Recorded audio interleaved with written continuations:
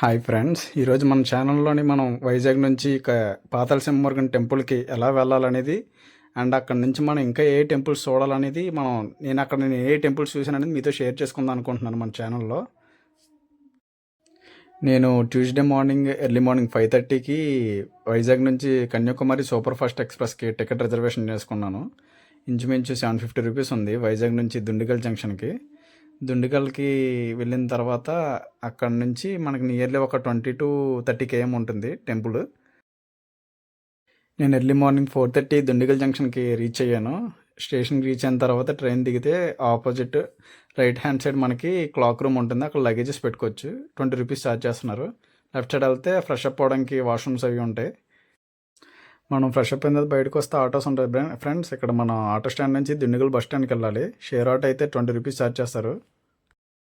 చూసారుగా ఫ్రెండ్స్, ఇది Dindigul bus junction. దీని నుంచి మనం దీని బ్యాక్ సైడ్ వెళ్ళాలి. బ్యాక్ సైడ్ వెళ్తే మనకి పళని కోయంబత్తూరు బస్సెస్ ఉంటాయి.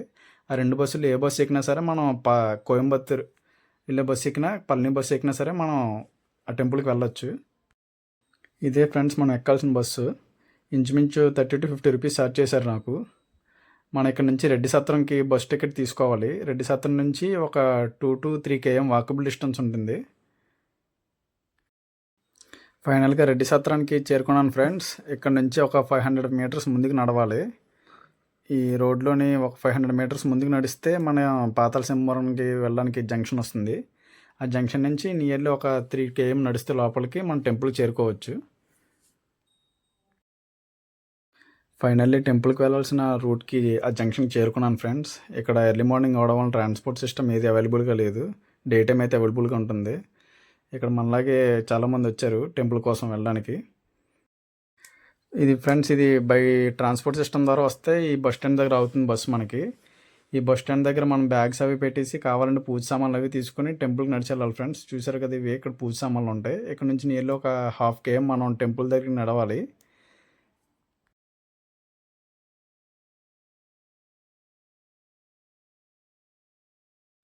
ఫైనల్గా టెంపుల్ దగ్గరికి రీచ్ అయ్యాం ఫ్రెండ్స్. ఇక్కడ టెంపుల్ స్టార్టింగ్ దగ్గర ఎలా ఉంది.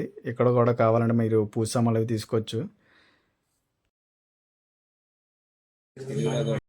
మనం టెంపుల్లోకి ఎంటర్ అవగానే నంది సమేత శివలింగం వాటర్లో దర్శనమిస్తారు. ఆయన దర్శించుకుని ముందుకు వెళ్తే వినాయకుడు మరియు కాలభైరుడు కూడా మనకి ఎదురవుతారు. వాళ్ళని దర్శించుకుని ముందుకు వెళ్ళాలి మనం.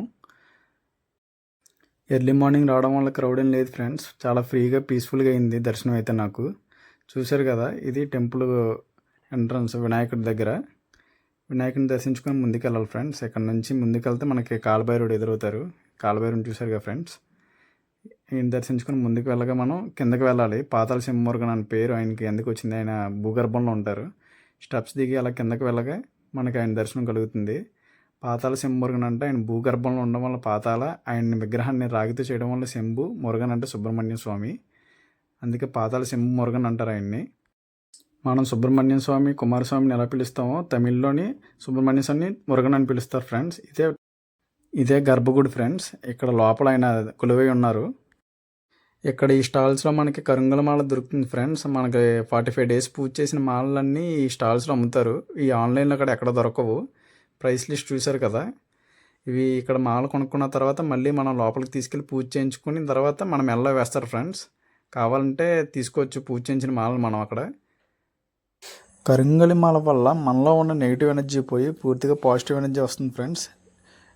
కరుంగలి మాల నియమావళి మొత్తం అక్కడ స్టాల్స్ దగ్గర ఉన్న బ్యానర్స్ మీద క్లియర్గా ఉంటుంది ఫ్రెండ్స్. కావాలంటే ఇదిగోండి ఫ్రెండ్స్, ఇదే కరుంగలి మాల. టెంపుల్ నుంచి మళ్ళీ మనం రిటర్న్ అయ్యాం ఫ్రెండ్స్ రెడ్డి సత్రానికి. ట్రాన్స్పోర్ట్ సిస్టమ్ ఉంటుందన్నాను కదా, ఈచ్ పర్సన్కి 20 రూపీస్ ఛార్జ్ చేశారు ఆటోకి.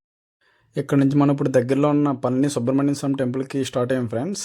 దగ్గరలో చూడదగిన ప్లేస్ ఏదైనా ఉందంటే అదే ఇంపార్టెంట్ ప్లేస్ ఒకటి. ఇక్కడ నుంచి నియర్లీ రెడ్డి సత్రం నుంచి 40 to 50 km ఉంటుంది. బై బస్సు అయితే చాలా ఉంటాయి ఇక్కడ నుంచి పళనికి. ఈచ్ పర్సన్కి ఒక 30 to 40 రూపీస్ ఛార్జ్ చేశారు టికెట్కి అయితే.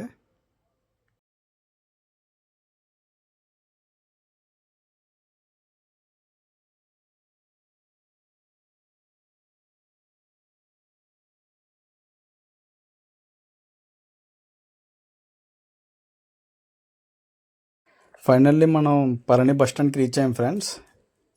ఇక్కడ నుంచి మనకి ఇంచుమించు ఒక 2 km ఉంటుంది. చూసారు కదా, ఇదే పళని బస్ స్టాండ్. ఇక్కడ నుంచి మనం బై వాక్ అనే వెళ్ళొచ్చు, లేదంటే ట్రాన్స్పోర్ట్ సిస్టమ్ ఇక్కడ మనకి గుర్రపు బళ్ళు కూడా ఉంటాయి. ఈచ్ పర్సన్కి 30 రూపీస్ ఛార్జ్ చేస్తున్నారు వీళ్ళైతే. మేమైతే బై వాక్ ప్రిఫర్ చేసాం. ఇక్కడ నుంచి ఒక 2 km ఉంటుంది. ఇక్కడ నుంచి కొద్దిగా ముందుకు నడిస్తే వై జంక్షన్ వస్తుంది ఫ్రెండ్స్. స్ట్రైట్గా వెళ్తే కొడైకెనాల్. ఆ వై జంక్షన్ నుంచి మనం అక్కడ నుంచి కటింగ్ తీసుకుంటే హిల్ మేకి అంటే టెంపుల్కి వెళ్ళడానికి రూట్ ఉంటుంది.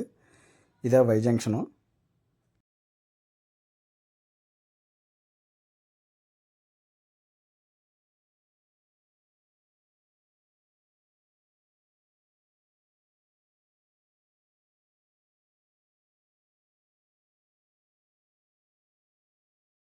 మనకి టెంపుల్కి వెళ్ళే దారిలోని చిన్న చిన్న టెంపుల్స్ కూడా ఉన్నాయి ఫ్రెండ్స్. కావాలంటే విజిట్ చేయొచ్చు.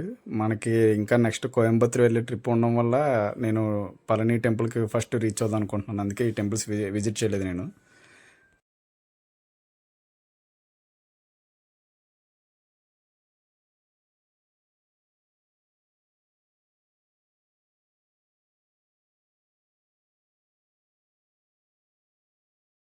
ఇది ప్రసాదం కౌంటర్ ఫ్రెండ్స్. మనకి బయట కూడా ఉంటుంది, గుడి దగ్గర కూడా ఉంటుంది. కావాలంటే అక్కడికి వెళ్తే అక్కడ, ఎక్కడికి వెళ్తే ఇక్కడ తీసుకోవచ్చు.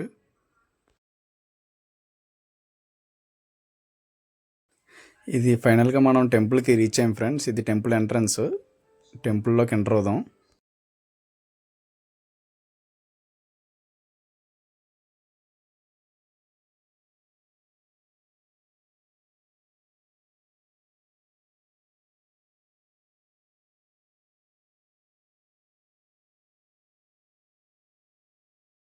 టెంపుల్లోకి ఎంటర్ అయిన తర్వాత మనకి శివయ్య దర్శనమిస్తారు. ఆయనకి ఎదురుగా నెమల వాహనం కూడా మనకి దర్శనమిస్తుంది.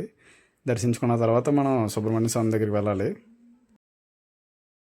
ఇది మనకి క్లాక్ రూమ్ ఫ్రెండ్స్. ఇక్కడ మనం చెప్పులు, మన ఫోన్స్ అండ్ బ్యాగ్స్ ఇక్కడ మనం స్టోర్ చేసుకోవచ్చు.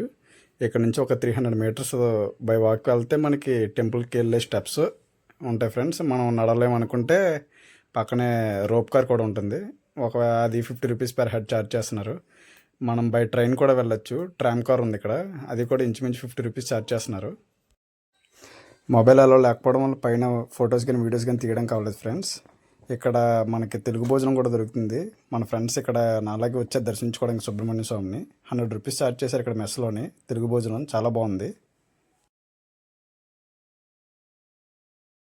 టెంపుల్ నుంచి వచ్చిన తర్వాత నేను కోయంబత్తూర్ ట్రిప్ ఉండడం వల్ల పళనికి చేరుకున్నాను ఫ్రెండ్స్. ఇక్కడ నుంచి నెక్స్ట్ నేను కోయంబత్తూర్ వెళ్దాం అనుకుంటున్నాను. కోయంబత్తూర్ జర్నీ ట్రిప్ అండ్ అక్కడ విశేషాల గురించి నేను నెక్స్ట్ వీడియోలో మీతో షేర్ చేసుకుంటాను.